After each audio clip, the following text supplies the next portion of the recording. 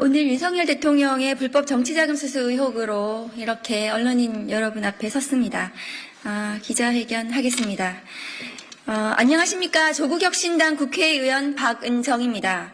2019년 수원지방법원 성남지원은 정치활동을 위하여 약 1년 동안 렌터카 차량 및 운전 노무를 제공받아 정치자금법 위반으로 기소된 은수미 전 성남시장에 대하여 정치자금법에 정하지 아니한 방법으로 액수불상 교통비 상당의 정치자금을 기부받은 것으로 정치자금법 제45조 1항 위반죄에 해당한다고 판단하여 벌금 90만 원을 선고하였습니다. 이 판결은 대법원에서 확정되었습니다. 김건희 여사 공천 개입 의혹으로 시작된 명태균 게이트가 이제는 윤석열 대통령을 가리키고 있습니다.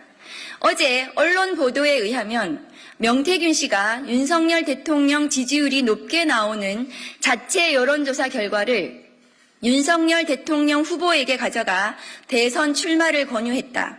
명태균이 전망한 대로 흐름이 전개되자 윤석열 대통령 부부도 명태균 씨 말을 믿게 됐다. 대선 기간에도 윤석열 대통령이 명태균 씨의 여론조사를 특별히 신뢰했다는 제보가 있었다고 합니다.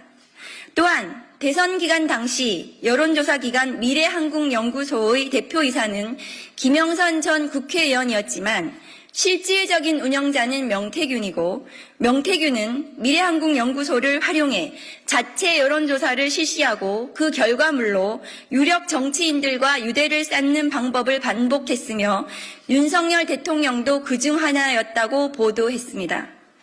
미래한국연구소는 중앙선거관리위원회 미등록 기관이기 때문에 여론조사 결과를 공표할 수 없지만 언론사 의뢰 형식으로 공표 여론조사도 병행했다고 하는데 2021년 4월 18일부터 2022년 3월 8일까지 대선 기간에 총 80회의 여론조사를 실시 의뢰했고 그 가운데에 조사 대상이 3,000명이 넘는 면밀조사도 9회 포함되어 있으며 그중 6회는 깜깜이 기간에 진행된 것이라고 하는데 이 같은 여론조사 비용은 총 3억 7,520만 원이라고 합니다.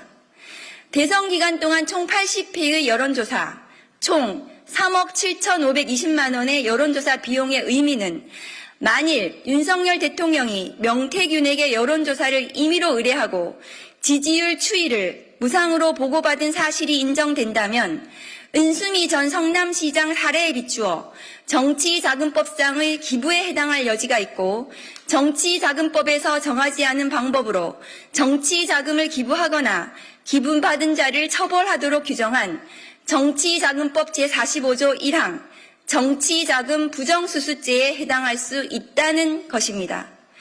윤석열 48%, 백분율 만들면 이재명 42%로 아마 그래 나올 거거든. 하여튼 조사 돌리면서 할 때마다 나한테 얘기 좀 해줘요. 윤석열이가 좀 달라고 그러니까 다 뽑아줘야 돼요. 윤석열 총장이 문자가 왔네 등 보도에 나온 명태균의 대화 내용에 따르면 윤석열 대통령이 여론조사를 의뢰하고 보고받았을 것으로 의심되는 정황이 매우 짙습니다. 한편 2018년 서울중앙지법은 국정농단 사건으로 기소된 박근혜 전 대통령에 대하여 2016년 20대 총선에서 비박계 후보를 배제하고 친박 후보를 국회의원에 당선시키려고 다량의 여론조사를 실시하고 공무원 신분을 이용해 선거를 기획하고 새누리당 경선에 개입한 일련의 행위는 대통령의 공천 개입 혐의, 즉 공직선거법 위반에 해당한다는 이유로 징역 2년을 선고했습니다. 이 판결도 대법원에서 확정된 바 있습니다. 박근혜 전 대통령의 판결에서 알 수 있듯이 공천 개입은 민주주의의 근간을 흔드는 매우 중대한 범죄입니다. 명태균의 통화 녹취에는 대통령 뜻이라고 해갖고 내가 대통령 전화한 거 아나? 대통령은 나는 김영선이라고 했는데 이라대 등 윤석열 대통령과 김건희 여사가 국민의힘 국회의원 공천, 후보자 공천에 개입한 것으로 의심되는 충격적인 내용이 들어 있습니다. 무대응과 침묵으로 일관하는 윤석열 대통령은 이러한 의혹들에 대하여 답을 할 때입니다. 윤석열 대통령과 김건희 여사의 정치자금 수수, 부정수수 의혹이나 공천 개입 의혹이 사실로 인정된다면 20대 대통령 당선이 무효가 될 만큼 심각하고 중대한 헌법 유린 사안이고 또 대통령 탄핵 사유에도 해당합니다.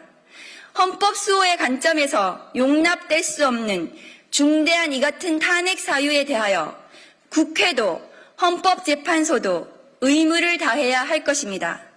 살아있는 권력에 대한 성역 없는 수사는 반드시 실현되어야 합니다.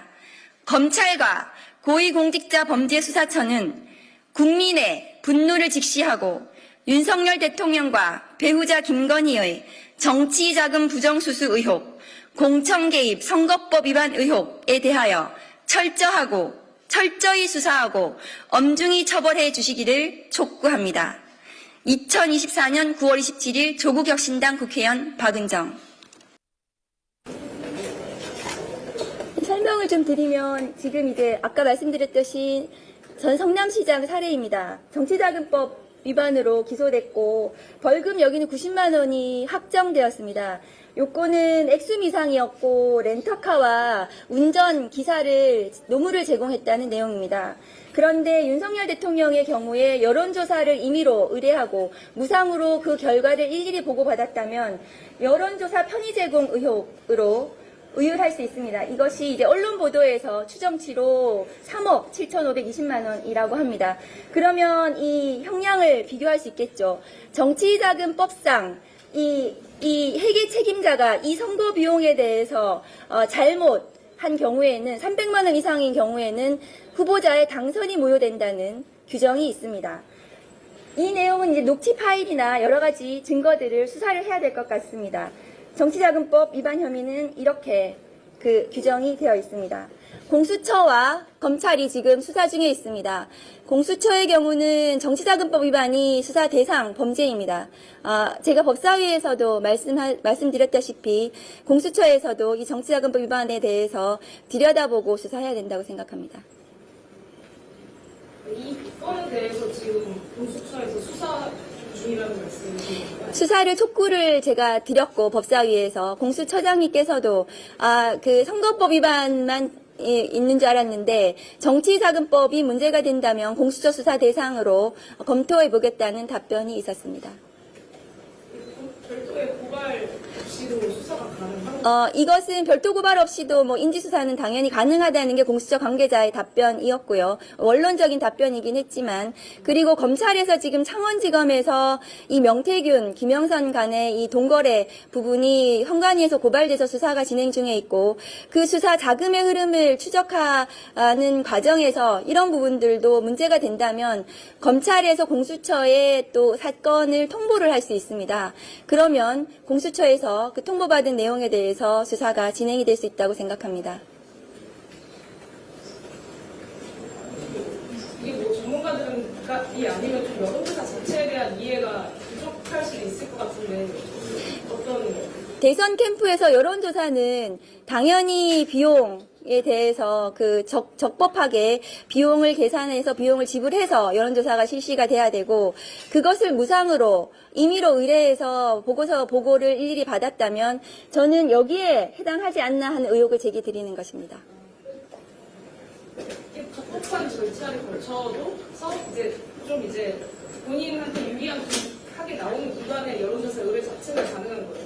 오늘 이제 보도에 따르면 그 여론조사 자체에도 문제가 있었다는 보도가 있었는데요. 만일에 그 여론조사 의뢰하고 여론조사 결과가 문제가 있었다면 그것 자체가 이제 굉장한 민주주의를 파괴하는 행위일 것이고, 다만 저는 이제 비용과 관련해서 이것이 대선 비용에 들어갔는지, 회계 책임자가 이 비용에 대해서 신고를 했는지, 그런 부분에 대해서 안 됐다면은 이것은 무상으로 뭔가 용역을 제공받은 것은 이것은 정치자금법 위반의 기부 행위에 해당하고 그 정치자금법에서 정한 기부 방법에 해당하지 않기 때문에 정치자금법 위반으로 의율할 수 있지 않나 하는 의혹 제기입니다. 명태균 씨라는 분이 있고 이제 단일화 첨부로도 언급이 되고 있고